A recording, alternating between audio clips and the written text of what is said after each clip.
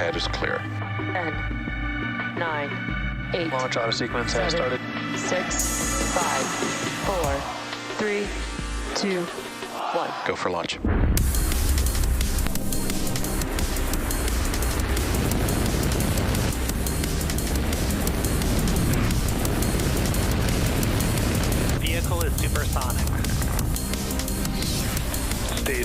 separation confirmed. Dragon, separation confirmed.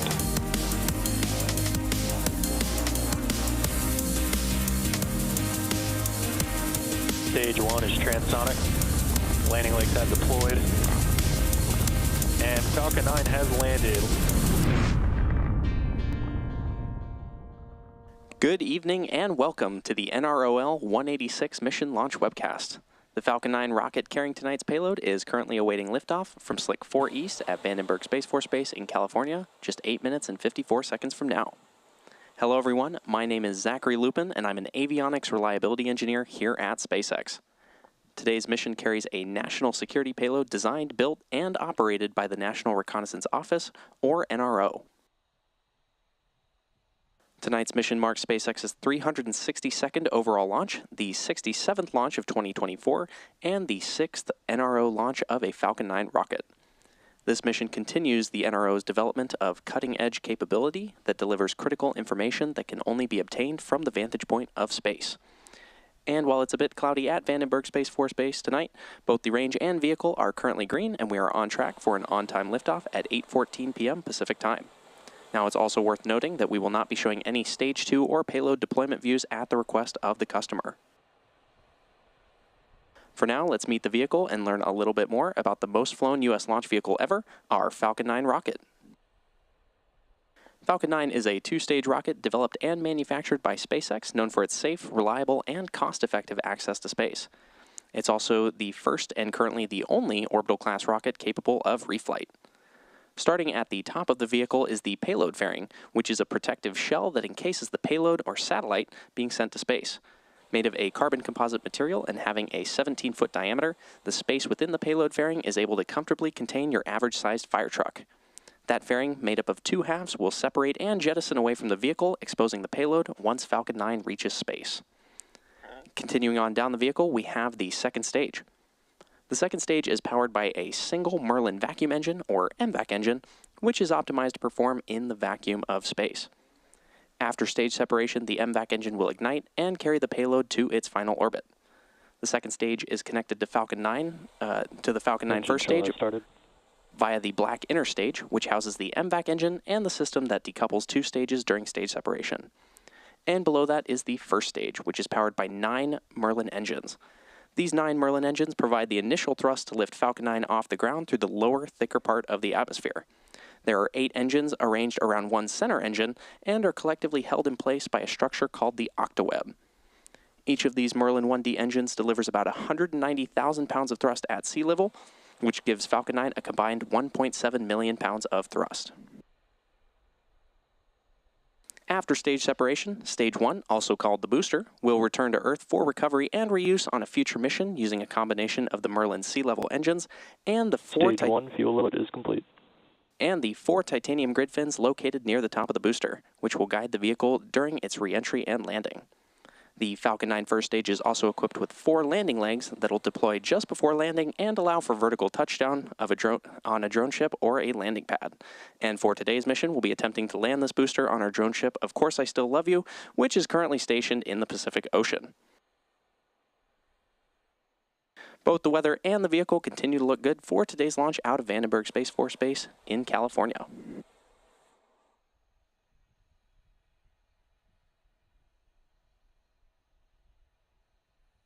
The Falcon 9 booster supporting today's mission is flying for its 8th time tonight, having previously supported NASA Crew 7, CRS-29, PACE, Transporter 10, EarthCARE, and 2 separate Starlink missions. The payload fairings supporting tonight's mission are also flight proven, with one half flying for its 13th time and the other flying for its 7th time.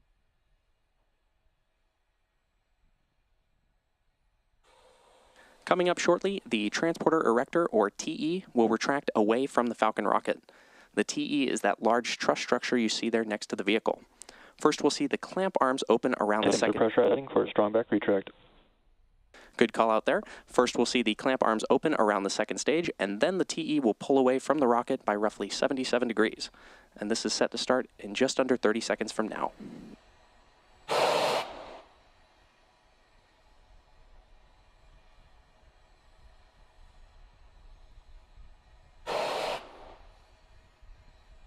Strong back retract has started. And good call out there that strong back retract has started.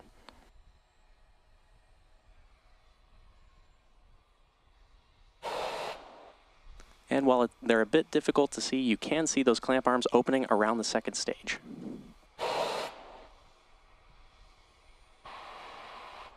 The first stage is connected to a launch mount at the base of the TE, but the TE is hinged and will retract away from the vehicle in preparation for launch. You may hear the TE referred to as the strong back from the launch team, and it does a lot of heavy lifting in the lead up to launch. It's designed to transport, raise, and support Falcon 9 at the launch pad. The TE is also equipped with umbilicals or flexible lines that are used to route the vehicle's fluids, power, and telemetry from the ground systems to the rocket and payload until Falcon 9 switches to internal power and clears the pad.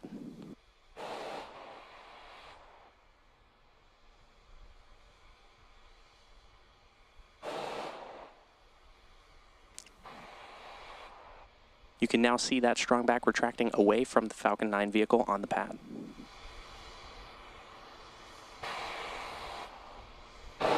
At this point in the countdown, both the first and second stages are nearly fully loaded with 1 million pounds of rocket-grade kerosene fuel and liquid oxygen.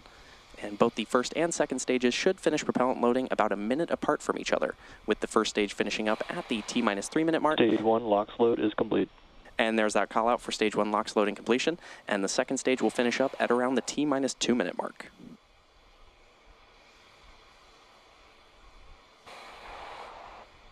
Now, those white clouds that you see around the vehicle are comprised of the chilled gas above the LOX tank that is vented overboard to maintain pressure in the tank as needed. And when that vented oxygen mixes with the warmer California air, it condenses into clouds. At the T-60 mark, Falcon 9 will be in startup, and this will mean that the rocket's autonomous internal flight computers will have taken over the launch countdown. And just inside of T-2 seconds, we'll light the M1D engines for liftoff.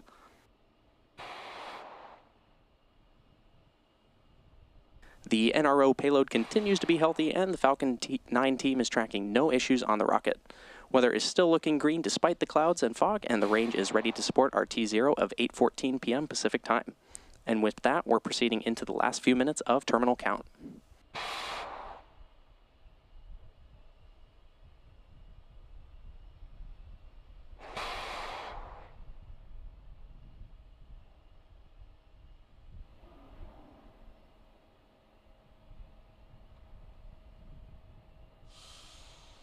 Stage 2 LOX load is complete. And there's that call out that stage 2 LOX loading is complete on the vehicle. Ground gas close out to start. And good call out from there. In about 24 seconds, we should hear that call out that Falcon 9 is in startup, which means that the vehicle's autonomous flight computers will have taken over the launch countdown.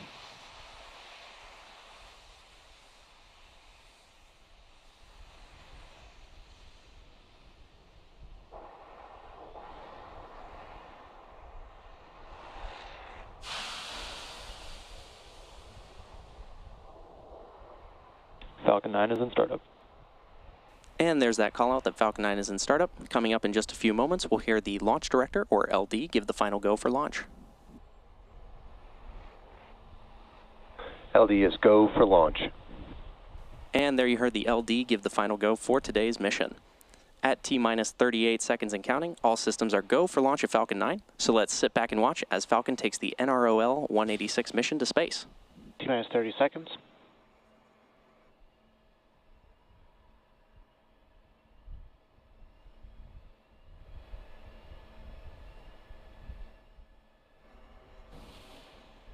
T-minus 15 seconds. T-minus 10, 9, 8, 7, 6, 5, 4, 3, 2, 1. Ignition. And liftoff Falcon 9, go SpaceX, go NROL-186.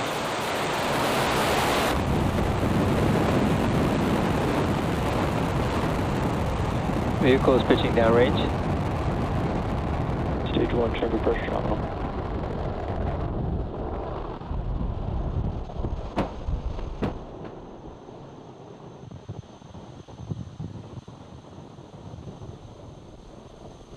At At T plus 30 seconds, Falcon 9 has successfully lifted off from SLC-4 East at Vandenberg Space Force Base in California.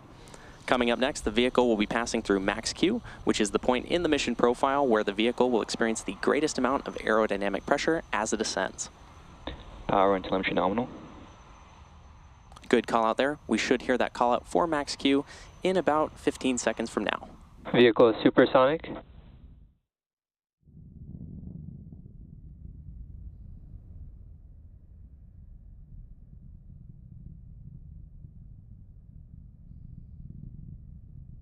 Max Q. And there's that call out for max Q. Coming up next, we'll have 3 events happening in quick succession, starting with MECO, followed by stage SEP, and then SES-1. Main engine cutoff, or MECO, is where all 9 Merlin 1D engines shut down to slow the vehicle down in preparation for stage separation, which is where the first stage separates from the second stage. Followed by this, the MVAC engine on the second stage will light, which is called out as second engine start 1, second engine start 1, or SES-1. This engine burn, lasting several minutes, will propel the second stage and the payload to orbit. And in addition to these 3 major events, the fairing halves will separate less than a minute after SES-1. So keep an eye out for all of these events happening in about 30 seconds from now. And as a reminder, we will not have any views of Stage 2 or the payload at the request of our customer.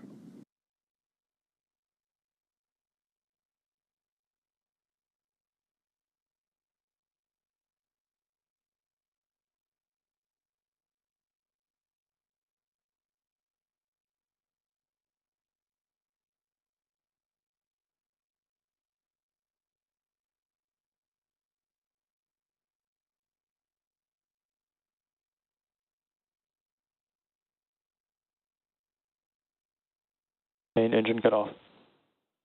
Stage separation confirmed.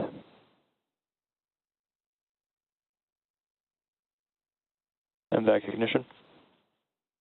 And there you heard those callouts back to back, which again were MECO, stage separation, and SES-1. Coming up shortly, we should hear a callout for fairing separation, but as a reminder, we will not be showing it on screen. Both payload fairing halves supporting tonight's mission are flight proven, with one half flying for its 13th time and the other flying for its 7th time.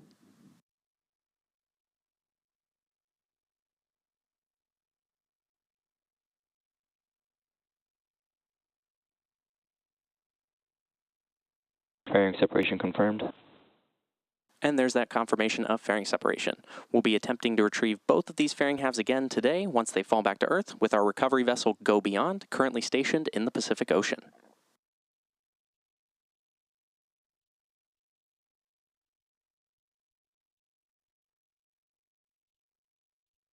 We're currently at T plus 3 minutes and 36 seconds into today's mission.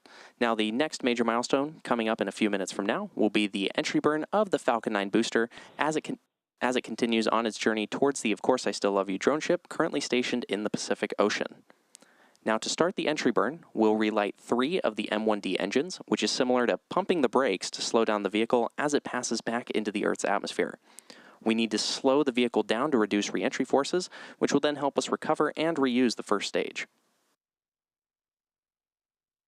Now, during the entry burn, Falcon 9 is decelerating by firing its Merlin engines, but it's still moving really fast.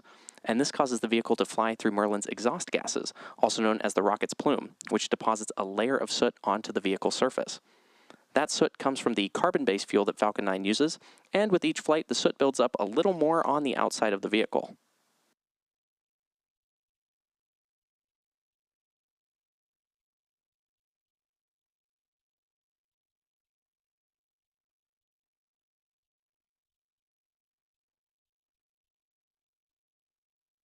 Reusability is key to lowering the cost of spaceflight, which enables more investments in critical space infrastructure, and in today's case, for national security. The Falcon 9 first stage that is supporting today's mission is flying for its 8th time today.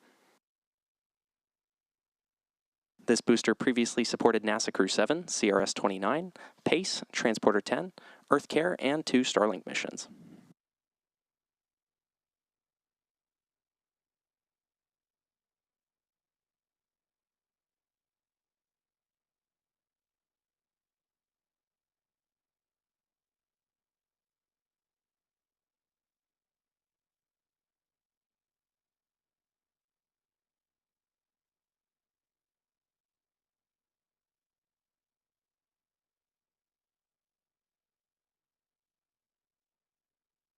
We should be hearing the call out for the entry burn of the Falcon 9 booster in about 30 seconds from now.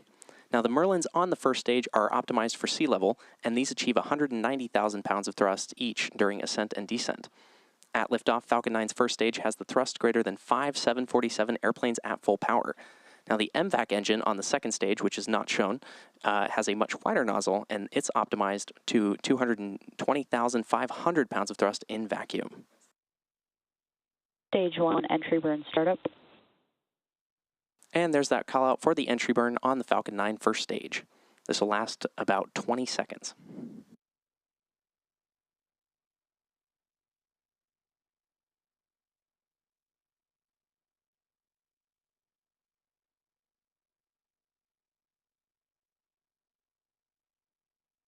Stage 1, entry burn shutdown.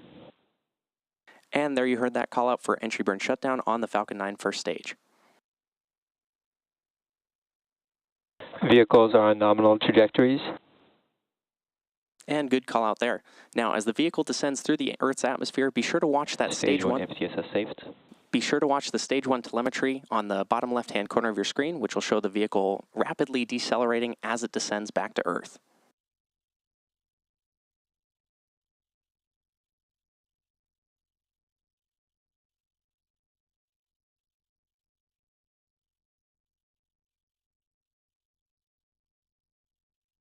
Coming up in about 30 seconds from now, we'll have the landing burn on the Falcon 9 first stage, and the landing burn is the final burn of the Falcon 9 booster used to reduce the remaining speed of the vehicle in order Stage 1 transonic. in order to allow for a soft touchdown Stage 2 FTSS saved. on the drone ship. We should be hearing that call out for the landing burn startup in just a few moments from now.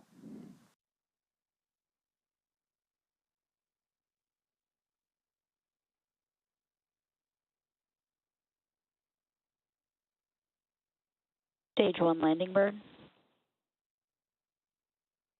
And there you heard and saw startup of the landing burn on the Falcon 9 first stage. As a reminder, Stage 2 terminal guidance. As a reminder, this booster is set to land on the Of Course I Still Love You drone ship currently stationed in the Pacific Ocean. Landing leg deploy.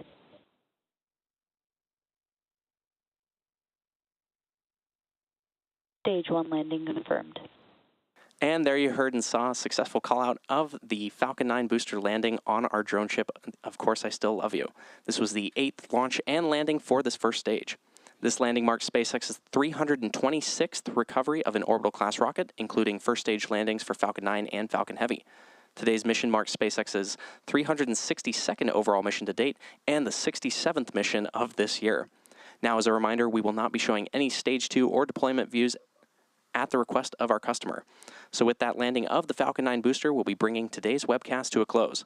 Thank you to the National Reconnaissance Office for entrusting us with today's mission. And if you're interested in more launch coverage, be sure to check SpaceX.com/launches for the most up-to-date information. Thanks for tuning in, and we'll see you again soon.